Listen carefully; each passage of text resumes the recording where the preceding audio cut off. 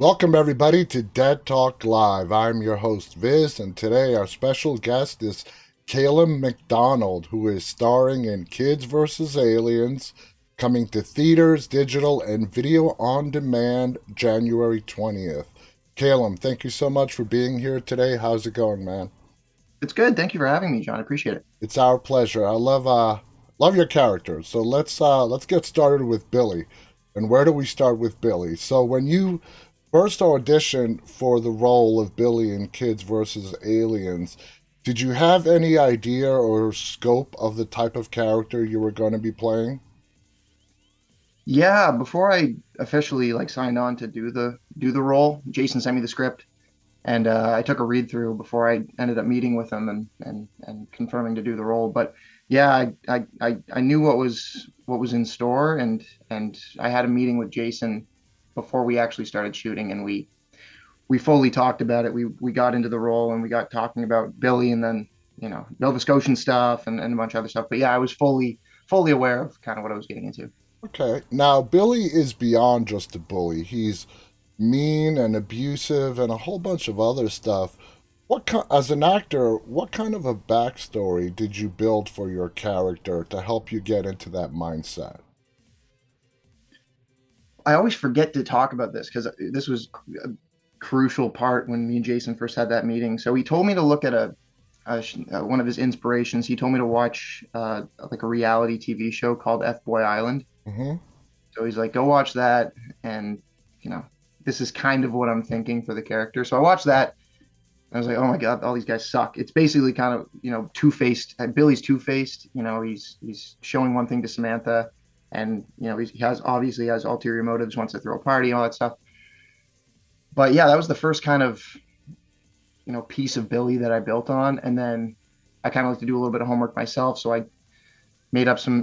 This wasn't in the script or anything, and Jason never mentioned this, but I kind of made it up that maybe Billy had a rough childhood growing up and just didn't feel loved, and in that case, he just kind of projected all of that negativity onto other people and just didn't want anybody else to feel like that. And that helps me rather than him just being like a horrible person all around. And there's no rhyme or reason to it. It kind of gives me something to pull from. So it kind of helps on the day. And that makes total sense. When I was watching the film and I was seeing Billy do his thing, I mean, that was the first thing that popped in my mind. What kind of parental influence did this guy have to be the way he is? So I'm totally with you there. When you read the entire script, not just Billy, but just the entire story itself, what did you think of it? You're like, wow, were you really excited and loved the script and the story and were really excited to see what the end product would look like? Yeah, I haven't been, I'm not too used to reading scripts like that in general, with how much goes on in the film. Mm-hmm. So reading it just on paper was a bit intimidating. I wasn't sure how it would come out. I wasn't sure because I knew at the time I knew a little bit about Jason, not too much. This was before I kind of looked into all of his other work. Mm-hmm. I was like, I don't know. Like I don't know what to make of it. And then I watched all of his other stuff, like his Slumber Party Alien Abduction, Hobo with a Shot. I knew of Hobo with a Shotgun, but watched that again and just all of his other shorts that he made. And I'm like, oh my, like if it comes out anything remotely close to these, other things that he's made, it's going to be incredible.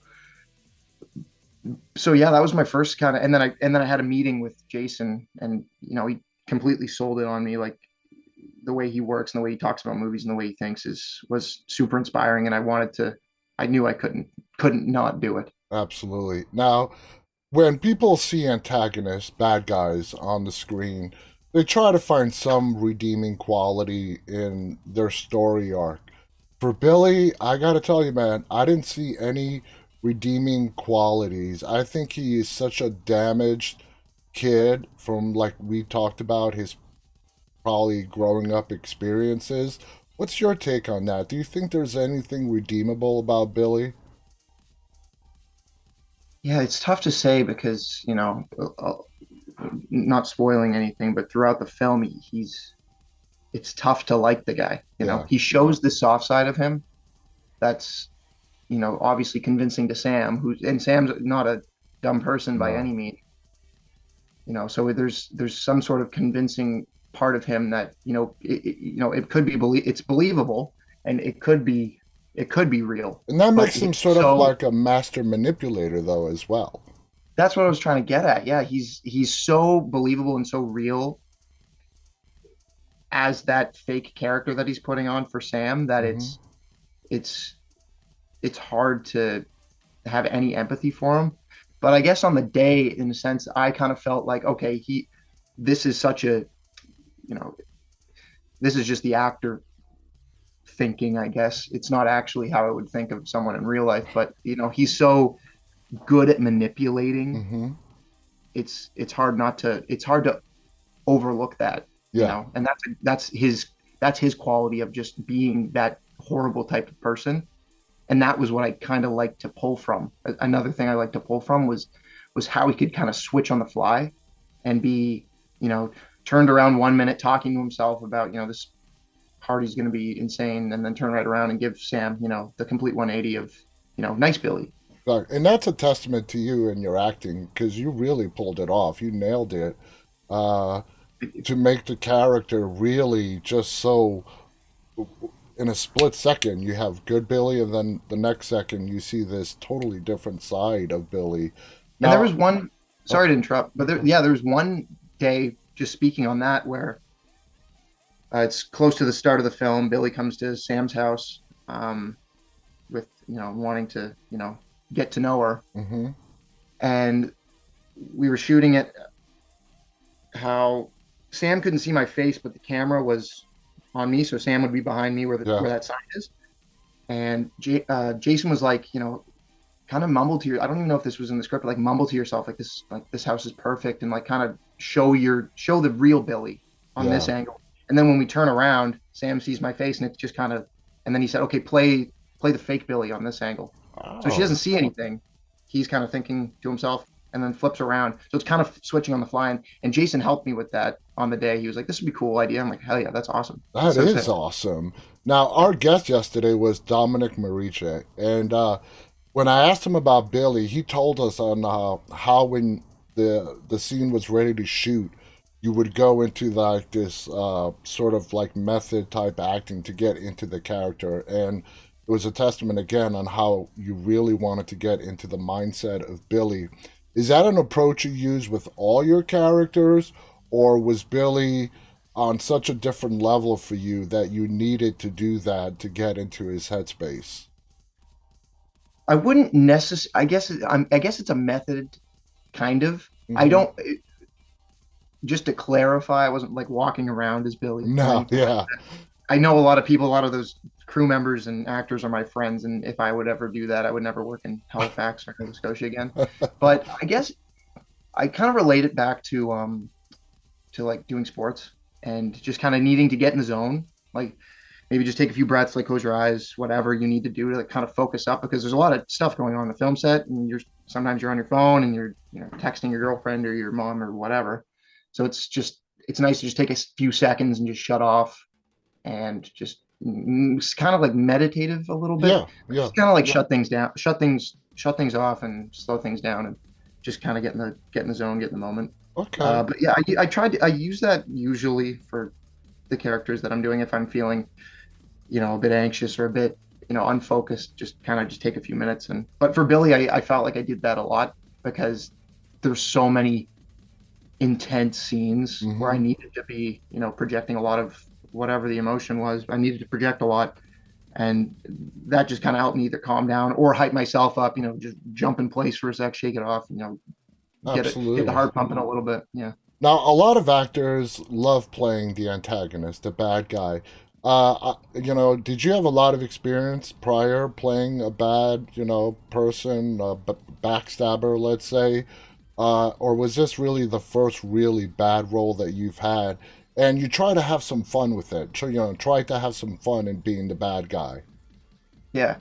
No, I think this is the first I played like bad characters in the past, but they're not like nothing like Billy, Nothing like not Billy. abusive, not um evil.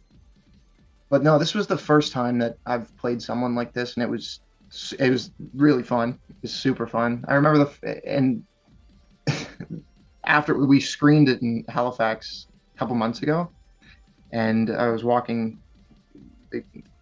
movie ended and I was walking down. I got booed a little bit. All these people were from Halifax. I knew half of them.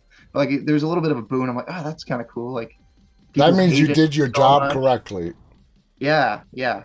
That's also cool. That it would be cool to be the hero in that in Yeah. some cases too, because then maybe you'd get a woo or something from, or people would be, happy to see you rather than like, oh, it's that guy. I hated him for an hour, 15 minutes. But no, it was a really really fun experience because I could kind of yell at kids for 3 minutes, 4 minutes, however long the scene was, and then they'd yell cut, and we can just kind of hang out and fool around and Be just go friends. back to normal. Yeah. When you were having your conversations with Jason before production started, was he very open to any ideas that you wanted to bring to the character of Billy? Yeah, I think he wanted that.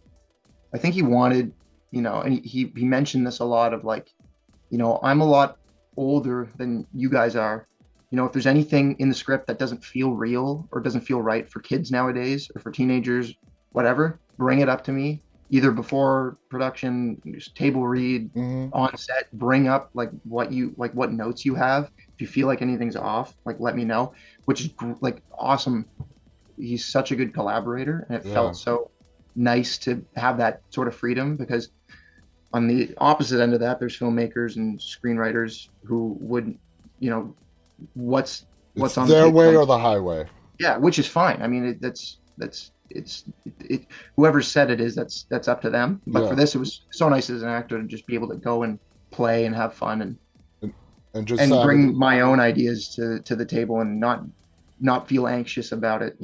and have it just be a collaborative experience. Now, without giving away any spoilers, there is this really intense scene with Billy where he sort of crosses the line in what he does. We're not going to say what it is, we're not giving away any spoilers, but my question to you is, do you think that is just Billy's personality coming out, or is it Billy fearing for his own life, and that's what causes him to do what he does? I feel like I played him so narcissistic, and in the script he's so narcissistic and full of himself that he's only thinking about himself. There's Hmm. nobody else, and everyone else is expendable. So he's just thinking about himself the entire time, and that's what it can. It's yeah, it was just that's the way it was kind of written and the way I played him and the way I liked to play him. It was great because it led to so many different choices on the day and so many different reactions from the other actors as well. Watching that myself, it surprised me. I'm like, whoa. I mean, it was a cool surprise because it's not something you normally see. Did you like that aspect that was written into the script and it was not cut in the last moment, fearing any lashback or anything? I mean, did you enjoy that they kept that in there?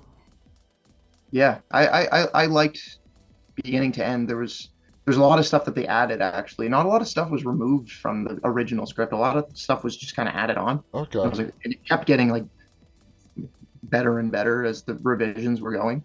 So yeah, I loved the way that John and Jason wrote the character. It was a blast to play, I and can when people watch imagine. them, I'm sure Not they'll be surprised. Oh yeah, oh yeah, I definitely was. The film presented you guys in these very challenging physical environments. The water, the cold. It just looked really physically challenging. How did you handle all those physically challenging moments? Was it difficult? I was spared for the most part.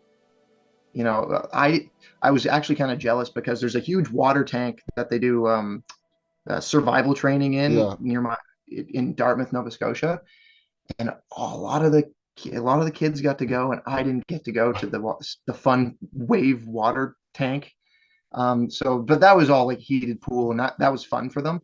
But I think the only day where I had uh, any challenges was we were shooting. Our studio was in this kind of like it was a old printing press warehouse. It wasn't an mm-hmm. actual like studio, but there's a lot of productions that get shot there. And it was like December, so it's a little cold in there. Yeah, And for one scene, there was it needed to be in a pool in water, but they used like I think it was like a Walmart above ground pool, and I was in and out of that like it was my last day actually shooting. I was in and out of that all day, all day, all day, Oh man. and like kind of soaking wet in like my costume that I had on, and it wasn't bad at all. But that compared to other actors, like Isaiah had to get, you know, into freezing cold water. I know Dominic and a couple of the other kids did, but yeah, I was spared compared to everybody else. Now, as I was reading up on you, I found this very interesting. You have a bachelor's, or in the process of getting a bachelor's in science, and you're an aviation lover. I find that interesting because I have a bachelor's in technology, and I have my A&P as an aircraft mechanic. And Oh, cool. as soon as I graduated college, way back when, I went and worked for the airlines for a good decade. Um, Tell us about your love of aviation. And I also read that while you were in school is when you were shooting Umbrella Academy. And how did you juggle the two? Yeah. Just your last point.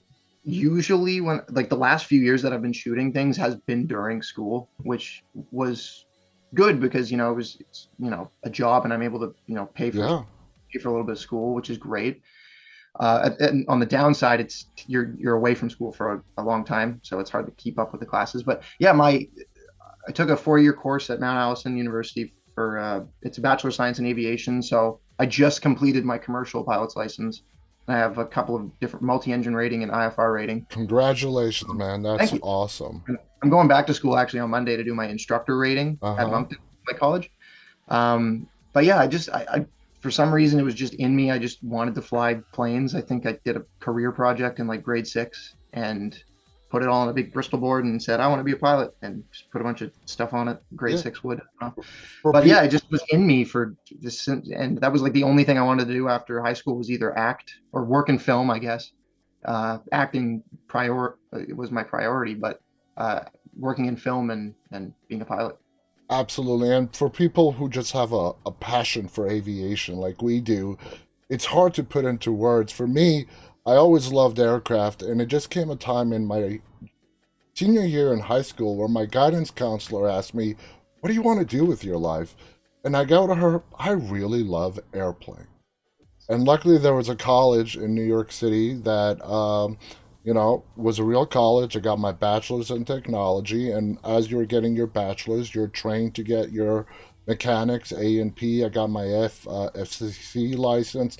My specialty was in avionics, Cool. so that will always be a part of me. Even though I have not touched an airplane in over 15 years, my love for aviation, so I totally get it. And congratulations on getting your IFR and all your ratings. And Thank you. Yeah. do you want to pursue that further? I mean, I know you said acting is your top choice, but I mean, look at John Travolta as an example. He's a pilot. I think he owns his own 727, and he Yeah, he's flies got a whenever. bunch of ratings. Yeah. Yeah, is that what you want to become? I mean, pursue acting, but also do aviation as well.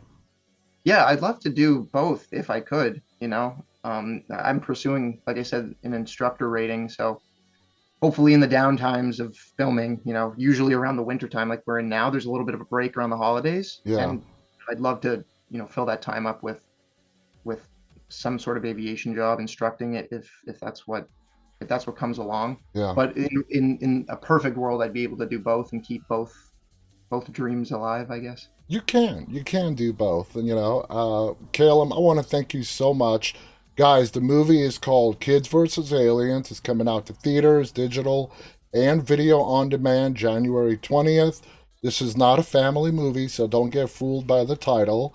It's a horror movie. It has some light moments, and it's light with the dialogue with Caleb and Dominic and the back and forth between the kids and everybody. It's a great film. It has a little bit of everything.